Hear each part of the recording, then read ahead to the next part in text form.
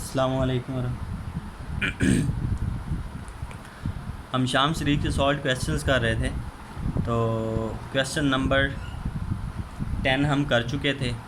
उसका जो B part था वो मैंने आप लोगों के ज़िम्मे लगाया था कि आप खुद कर सकते हैं, बहुत इजी है। बस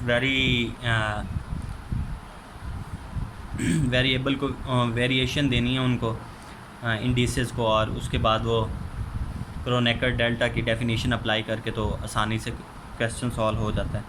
ठीक है, तो ये है क्वेश्चन नंबर 11। ये भी क्रोनेकर डेल्टा से ही रिलेटेड है। ठीक है, तो करली x p over curly x q equal है डेल्टा पी क्यू। हमें इस करली x p over curly x Q को किसके इक्वल करना है? डेल्टा पी ओवर क्यू को क्यू के इक्वल करना है। Since x P and x Q R variable. ठीक है, ये हमारे पास कंपोनेंट्स हैं या वेरिएबल कह लें इनको, एक्स पावर पी और x power Q R variable such that x power p over x power Q equal हो जाएगा 1 के। कब? जब p इक्वल हो जाएगा q के, या फिर एक्स पी इक्वल हो जाएगा एक्स क्यू के, तो आंसर 1 हो जाएगा। और 0 होगा कब? जब p not equal to q हो और x power p not equal to x power q हो। तो ये क्रोनेकर डेल्टा की डेफिनेशन बन जाएगी, क्योंकि उसकी भी यही डेफिनेशन होती है। हमारे पास डेल्टा पी क्यू किसके इक्वल होता है? 1 के इक्वल होता है जब p इक्वल होता है q के, और 0 होता है जब p नॉट इक्वल होता है q के। तो ये भी सेम वही डेफिनेशन ही बन रही है। Since x P and x Q R independent, कि ये एक दूसरे पर डिपेंड भी नहीं कर रहे। जिस तरह हमारे पास क्रोनेकर डेल्टा में डेल्टा पी क्यू, ये जो दो इंडिसेस होते हैं, अपर वाला और लोअर वाला, ये एक दूसरे पे डिपेंड नहीं कर रहे होते। इसी तरह इसमें भी ये इंडिपेंडेंट है, डिपेंडेंट नहीं है एक दूसरे पे। तो ये वही क्रोनेकर डेल्टा की डेफिनेशन बन गई। तो हम इस एक्स पावर करली एक्स पावर पी और करली एक्स पावर क्यू को इक्वल कर सकते हैं या लिख सकते हैं डेल्टा पी क्यू, क्योंकि ये भी वही डेफिनेशन है। और क्रोनेकर डेल्टा, ये जो हमने पहले पढ़ा था, इसकी डेफिनेशन भी यही वाली है कि आंसर 1 होता है अगर p इक्वल हो जाए किसके? q के, और आंसर 0 होता है अगर p नॉट इक्वल हो q के। ये बहुत ईजी आसान से क्वेश्चन हैं। ठीक है, क्रोनेकर डेल्टा से रिलेटेड है। आगे है क्वेश्चन नंबर 12। ये एक्स पावर p और curly x bar q over curly x r equal है डेल्टा पी आर। ठीक है, कि ये जो कोऑर्डिनेट सिस्टम है हमारे पास, ये जो करली पावर x है, एक्स पावर p है, ये डिपेंड करता है किस पर? इस पर q पे, करली एक्स बार क्यू पे, यानी कि x बार क्यू पे डिपेंड करता है। और जो x बार क्यू है वो डिपेंड करता है x पावर r पे, बाय चेन रूल, यानी कि एक दूसरे पे, दूसरा फिर आगे तीसरे पे डिपेंड करता है। तो हमने इसको चेन रूल के थ्रू लिखना है। कैसे लिखेंगे वो भी देखते हैं। तो ये हमने इक्वल करना है किसके? डेल्टा पी आर के। तो ये भी सेम वही डेफिनेशन ही बनेगी। Since x P is a function of x bar Q, और एक्स बार क्यू किसका फंक्शन है? एक्स पावर आर का। एक्स पावर पी फंक्शन है एक्स बार क्यू का, और एक्स बार क्यू फंक्शन है किसका? एक्स पावर आर का। देन बाय चेन रूल, इसको हम चेन रूल के मुताबिक कैसे लिख सकते हैं? और वो उसने हमें गिवन दिया है, यानी कि दे दिया, उसने लिख के भी दिखाया हुआ है। तो हम इसको लिख सकते हैं x power p over curly x bar q over curly x r.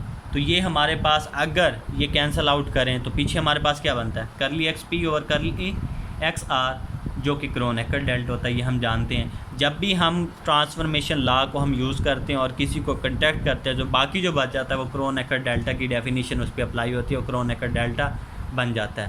तो ठीक है, अभी हम इसको इस तरह लिखते हैं। इसको फिर आगे देखते हैं। Answer is 1 if p equal q, answer is 0 if p not equal to q। तो फिर वही डेफिनेशन ही बनी ना क्रोनेकर डेल्टा की। तो ये मैंने लिख दिया डेल्टा पी आर। अगर p इक्वल हो जाए r के या r इक्वल हो जाए p के, तो आंसर 1, और अगर इक्वल नहीं होते तो आंसर क्या होता है? 0 होता है। तो बहुत ईजी था ये भी। आगे है question number 13।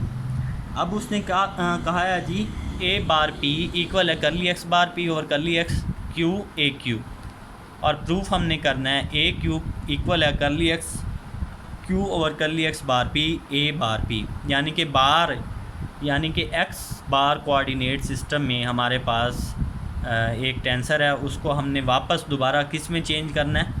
X power I coordinate system में। एक्स बार आई में मौजूद है, हमने उसको किस में चेंज करना है? एक्स आई में। बार में है आई में ले जाना है, या आई में है तो बार में लेके जाना है। बहुत सिंपल सा इसको चेंजिंग करनी होती है, यानी कि ये वाला ट्रांसफॉर्मेशन रूल इसके साथ लग जाएगा और इधर जो ट्रांसफॉर्मेशन रूल लगा हुआ है वो क्या हो जाएगा, कॉन्ट्रैक्ट हो जाएगा किसी तरीके से। वो हमने चक्कर चलाना किस तरह, हम देखेंगे इन इंडिसेस को कि हम किस इंडिसेस के साथ इसको मल्टीप्लाई करें कि हमारा आंसर उसमें चेंज हो जाए, वो हम इन इंडिसेस की मदद से करेंगे। अब हमें जो गिवन है वो है a bar p curly x bar p over curly x q equal है इसके ए क्यू, ये पूरा इक्वल है ए बार पी के। हम यहाँ से देखते हैं ये पी है ये क्यू है, तो मुझे पता है कि मैंने इसको कॉन्टैक्ट करवाना है, इधर मल्टीप्लाई करना है। जब इसको कॉन्टैक्ट करवाना है तो मुझे नज़र आ रहा है ऊपर क्या है, करली एक्स बार पी है, तो मैंने नीचे भी करली एक्स बार पी ही लेना है, तो ऊपर कोई भी और वैल्यू ले सकता हूँ। ठीक है, तो मैंने क्या किया, multiply by curly x r over curly x bar p. जब आप इस करली एक्स बार पी को इधर भी मल्टीप्लाई करेंगे इधर भी मल्टीप्लाई करेंगे, इधर करली एक्स बार पी नीचे भी करली एक्स बार पी, वो कॉन्टैक्ट हो जाएगा। ठीक है, इसलिए मैंने इस इंडेक्स को देखते हुए मैंने वो मल्टीप्लिकेशन वाला जो टर्म ली है, ये वाला छोटा सा हिस्सा जो लिया जिससे मैं मल्टीप्लाई कर रहा हूँ, तो मैंने इस इंडिसेस को देखते हुए इंडेक्स को देखते हुए मैंने ये लिए, ये इसको बनाया ताकि अब मल्टीप्लाई करें। अब हमने इस पूरी वैल्यू को इस पूरी वैल्यू के साथ या इक्वेशन के साथ मल्टीप्लाई करना, कैसे करेंगे देखते हैं। इसको मल्टीप्लाई कर दिया, ये तो सिंपल है। जब आप इधर मल्टीप्लाई करेंगे तो ये बनेगा curly x r over curly x bar p, curly x bar p over curly x q a q, simple है। ठीक है, अब क्या होगा, ये और ये आपस में क्या हो जाएंगे, कॉन्ट्रैक्ट हो जाएंगे। जब ये कॉन्ट्रैक्ट हो जाएंगे तो पीछे क्या बनेगा, क्रोनेकर डेल्टा की डेफिनेशन बन जाएगी। ठीक है, तो वो क्या होगी, वो ये बनेगी delta R Q a Q, delta R Q a Q. अब हमारे पास क्यू क्या है, डमी इंडेक्स है ना, तो हमने इसको क्या करना है, आर के साथ रिप्लेस कर देना। ठीक हो गया, put q is equal to r, मैंने आर में इसको चेंज कर दिया क्योंकि क्यू हमारे पास डमी इंडेक्स है। और मैंने आपको बताया था जहाँ जहाँ पर आर होगा या क्यू होगा, जहाँ पे क्यू होगा वहाँ आपने आर कर देना। अब डमी इंडेक्स यहाँ पे है क्यू, क्यू यहाँ पे हमने आर कर देना। ये curly x r over curly x bar p a bar p equal है delta r r a r. Q की जगह मैंने क्या किया, डमी इंडेक्स था, मैंने आर रिप्लेस कर दिया। अब ये देखें ये सेम हो गया तो आंसर इज़ 1, तो पीछे बच गया ए आर। और मैंने आंसर किस में चेंज करना था, क्यू में लेना था, क्योंकि हमें जो गिवन है वो क्यू में आंसर लेने के लिए बात की हुई है, हमें ये फाइंड करना है ए क्यू। तो मैंने ए आर देखा, जहाँ पर आर था मैंने वहाँ उसकी जगह क्यू रिप्लेस कर दिया। अब पूरी इक्वेशन में आपने देखना है जहाँ जहाँ आर होगा वहाँ आपने क्यू रिप्लेस करना है, आपका आंसर मिल जाएगा आपको। ठीक हो गया, बहुत इजी है। यहाँ पर क्रोनेकर डेल्टा के जो क्वेश्चन थे सॉल्व प्रॉब्लम वाले वो भी ख़त्म हो गया। आगे आते हैं फंडामेंटल ऑपरेशंस विद टेंसर। ये हमने पढ़ा था फंडामेंटल ऑपरेशंस। फंडामेंटल ऑपरेशंस क्या होता है, एडिशन, मल्टीप्लिकेशन, सब्ट्रैक्शन, ये वाली बातें। ठीक है, तो इसी में क्वेश्चन रूल भी था, क्वेश्चन रूल हम पढ़ चुके हैं। ठीक है, तो अब वो क्या कहता है, क्वेश्चन नंबर 15 है कि prove if A p q r and B p q r tensor. क्या ए पी क्यू आर और बी पी क्यू आर क्या हैं, वो कहता है टेंसर हैं।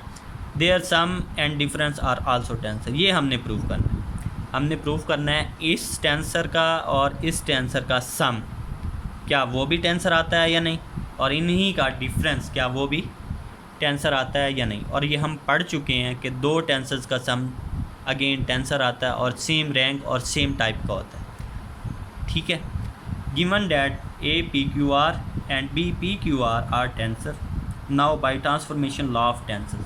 इनके हम ट्रांसफॉर्मेशन रूल लिख लेते हैं या लॉ लिख लेते हैं, इसका और इसका। कैसे लिखते हैं देखते हैं, ये आपको आता है तरीका, बहुत आसान है।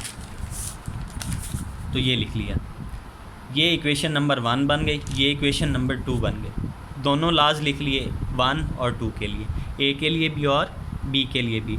और ये हमारे पास इक्वेशन नंबर 1 और 2 बन गई। अब पहली शर्त उसने क्या कहा हुआ है, पहला उसने कहा है कि आपने इनको ऐड करना है, फिर आपको कहा हुआ है कि इसको सब्ट्रैक्ट करना है, और फिर हमने देखना है कि ऐड करने पे या फिर सब्ट्रैक्ट करने पे हमें क्या मिलता है। तो हमने ऐड कर दिया, इक्वेशन 1 और 2 को ऐड कर दिया। लेफ़्ट हैंड साइड को लेफ़्ट हैंड साइड में ऐड किया, राइट हैंड साइड को राइट हैंड साइड में ऐड किया। और मुझे नज़र आ रहा है ये कॉमन है, कॉमन है, ये कॉमन लेके लिख दिया। पीछे क्या बचा, A p q r, plus B p q r. और अब ये जो है ये सेम रैंक और सेम टाइप के टेंसर है, और हमने डेफिनेशन के मुताबिक पढ़ा था कि अगेन हमें उनकी एडिशन के बाद क्या मिलता है, same rank and same type का टेंसर मिलता है। तो इसको भी आप वैसे ही लिखा रहने दें तब भी ठीक है, अगर आप इसको प्लस करके कोई नया नाम दे दें, मैंने इनको नाम दे दिया सी का, पी क्यू आर, रैंक भी वही है, टाइप भी वही है, ठीक है, इसमें कोई चेंजिंग नहीं है। वो 3 टाइप का है, ये भी 3 रैंक के हैं, ये भी 3 रैंक है, उसमें भी पी क्यू ऊपर है, इसमें भी पी क्यू ऊपर है, उसमें आर नीचे है, इसमें आर नीचे, सेम रैंक और सेम टाइप का आ गया, ठीक हो गया। ये मैंने नया नाम दिया सी, यहाँ आप डी लिख लें, ई लिख लें, एफ़ लिख लें, जो मर्ज़ी लिख लें, इंडिसेस वही लगाने हैं, रैंक भी वही रखना है, क्लियर। आगे सिमिलरली मैंने लिख दिया है कि अगर कोई डिफरेंस हो उनका, पहले हमने क्या किया है, ऐड किया है, अब हम उनका क्या कर रहे हैं, सब्ट्रैक्शन कर रहे हैं या उनका डिफरेंस ले रहे हैं। तो ए बार जे के एल माइनस बी बार आना है यहाँ पे, बी बार जे के एल। अब इनका डिफरेंस लिया, ये वैल्यू बनी, क्योंकि ये तो कॉमन है, कॉमन निकाल के ये वैल्यू बनी, और इनको मैंने नया नाम दे दिया डी का, D p q r, clear है। तो नीचे लिख दें C p q r and D p q r tensor of same rank and type, clear है।